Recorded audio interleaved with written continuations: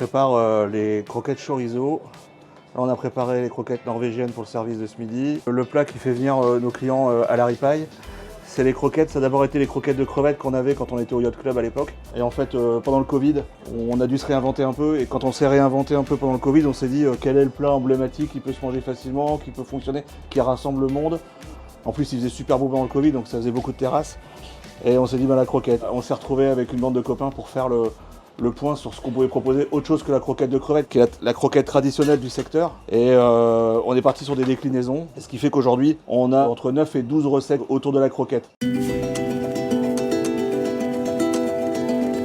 La croquette, c'est ce qui partira à la halle, entre autres choses, parce qu'à la halle, on va amener ce qu'on fait à la ripaille, c'est-à-dire le smooth dans le confit. On va amener ce petit supplément d'âme qu'on retrouve dans les halles du sud-ouest, c'est-à-dire l'ambiance festive, certes, mais aussi les produits qu'on pourra y proposer.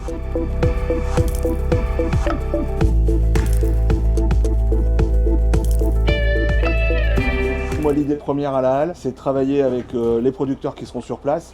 On en connaît déjà certains, et l'idée, c'est d'aller chercher les légumes, la viande, le poisson, quand il y aura le poissonnier qui sera annoncé sur place, et de cuisiner devant les clients. C'est-à-dire qu'on aura une partie qui sera traiteur sur place et à emporter. Et l'idée première, c'est vraiment d'amener cette partie du sud-ouest, cette partie de convivialité qui est commune à nos deux régions quand même, dans la halle, voilà, tout simplement.